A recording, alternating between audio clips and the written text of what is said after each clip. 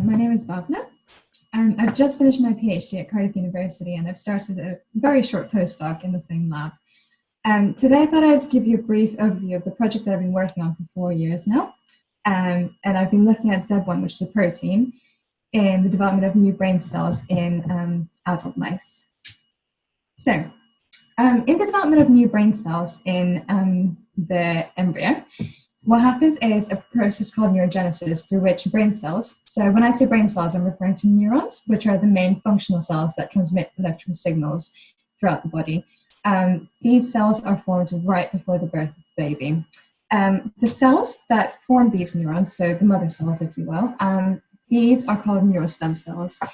And these cells are special, not only because they make all the brain cells that are needed for a functional brain, but they actually also have the ability to generate their own populations. So a neurostem cell can either generate more neurostem cells or can generate more brain cells, depending on the cues that it gets from its environment. So to further explain this, a neurostem cell can divide in 3 different ways. It can either divide to form a neurostem cell and a neuron at the same time, or it can divide to form 2 neurostem cells, or it can divide to form 2 neurons where no other neurostem cells are formed. So in the latter scenario, if this continues for quite a while, this can eventually lead to the deletion, complete elimination of these neurostem cells over time because that population is not being regenerated over time. So traditionally it's been thought that of the entirety of the neurogenesis process happens during the embryo development. And so a baby is born with a set number of neurons that it then carries through its lifetime with it. But about 60 years of research has now shown that actually neurogenesis does happen in the adult brain in various mammals and birds. This research is crucial for things like developing treatments for diseases that involve neuronal loss over time, like neurodegenerative diseases like Alzheimer's, but also things like brain cancers, because in these cancers, stem cells tend to go rogue. In the adult brain, and this is a view of the mouse brain from a side view, there's 3 different areas where we've definitely seen neurogenesis occurring in the adult brain. So the first one's the hippocampus, which is sort of like the learning and the memory center. Then there's the subventricular zone, which is where new brain cells are born, and then they migrate through towards the olfactory bulb, which is where olfaction, or the sense of smell process, occurs. And then there's a hypothalamus that controls things like weight, metabolism, and energy.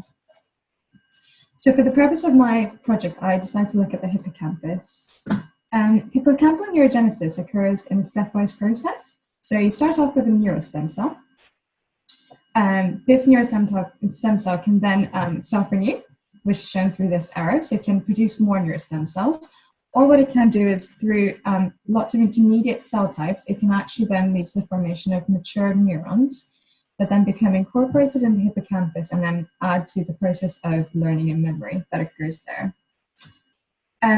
As you can imagine, this process, because it's so complicated, there's several regulators that do control it.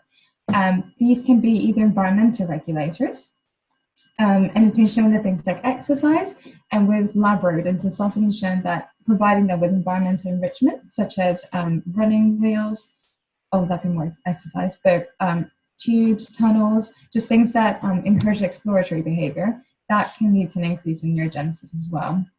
But aside from these sort of more extrinsic regulators, we've also got local regulators. So these are involved proteins that are secreted from the stem cells, as well as from the different cells during this whole process, and the cells in the entire environment as well.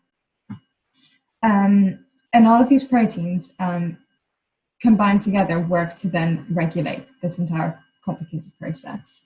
So the main type of protein that I was interested in looking at are the transcription factors. So transcription factors, if you have it, are a bit like a light switch. What they do is they bind to segments of DNA, and then they either activate or inactivate. So you can switch on or switch off that gene expression. And not too scary with this diagram, because I'm not going to go through all of it. This is just to give you like an idea of just how many transcription factors do regulate the process of neurogenesis. And this is just a small subset as well.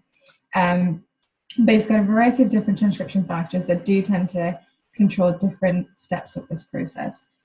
The one that I was interested in actually is not in here at the moment because it hasn't been characterized, but that is ZEB1.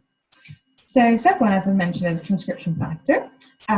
What it does is it's interesting because it's almost like a scaffold protein because it binds to DNA and then it recruits other proteins to come and bind as well. And this is where either the inactivation or the prevention of that DNA expression occurs. So it's got a dual role in a sense. ZEB1 has been shown to be predominantly expressed in stem cells throughout the body, which is why it's been shown to be crucial for the development of embryos before birth. And also, it has also been shown to be upregulated in several cancers like pancreatic, lung, breast, and brain. However, we still don't know the function of this protein in the healthy adult brain, and I think it's important to know what a protein does, specifically in a healthy setting, before we can then manipulate it for treatment of diseases. So for my thesis, I set out to do just this by generating different mouse models. So I had a normal mouse model with normal healthy ZEB1 expression. I compared this to a mouse model that I generated through breeding. This mouse model had no ZEB1 expression in the neurostem cells in the brain. So this can be seen through this panel. So the two sets on the left are the controlled mice with ZEB1 expression. So this cell with a red body down here and a green projection, that's a neurostem cell. And the white coloring in the middle is the ZEB1 protein expression. So the controls do have ZEB1 protein expression as neurostem cells. But by contrast, in the ZEB1 deleted mice, these stem cells lack that white coloring, which represents the ZEB1 protein, which shows that ZEB1 deletion worked in these mice. And to cut a really long story short, what I found eventually was that by deleting ZEB1 in the neurostem cells, I actually saw a massive increase in the amount of new brain cells that were formed in these mice. So to look further at what happened, over a period of about 2 months, I noticed that there was a complete loss of neurostem cells in the brains of these mice. And there was also at the same time a massive increase in the number of mature neurons that were present in these mice. So to try and understand why this was happening, if we go back to that schematic I showed you earlier about the different cell division modes, if I see a massive increase in the number of stem cells, that means that these two types of cell division modes are occurring. But because there's a complete loss of stem cells, it means that there was no self-renewal of these stem cells occurring. So what I hypothesized was that there's a complete deletion or a complete lack of these two stem cell division modes taking place. And instead, these neurostem cells were relying completely on a differentiating mode where they were only producing neurons all of a sudden.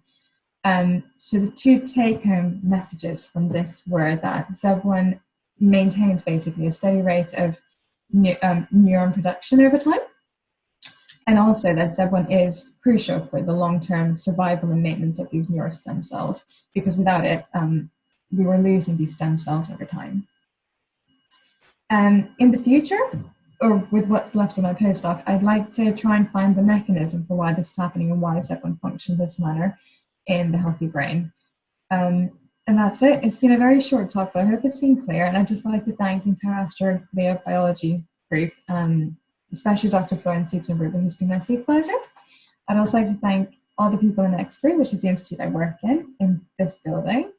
I'd like to thank Cancer Research UK for funding my project, and also just Innovation Isolation, because they've given us the opportunity to present our research whilst we've been stuck at home. So thank you. That's it.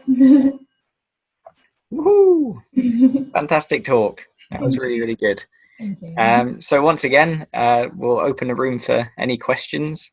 So if anyone has any, we've got an amazing in the chat. Thank you. So you mentioned that ZEB1 basically proliferates these stem cells. What kind of sort of therapeutic angle could you take with that for helping different diseases and things like that it affects? So I think therapeutics is definitely still a very long way away, just because it's only just started. But I think ZEB1 is definitely quite interesting because it's found to be so expressed in, particularly in cancers and brain cancers, such as glioblastoma. I think it'd be interesting to be able to modulate this because a lot of glioblastomas are known to derive from these neurostem cells. So if we can control their proliferation, which ZEB1 seems to contribute to, that would, I feel like that would be where therapeutics would lie. But again, I think it's a far, far way away, and I think we definitely need to do loads more research before anything can happen. Wonderful, thank you.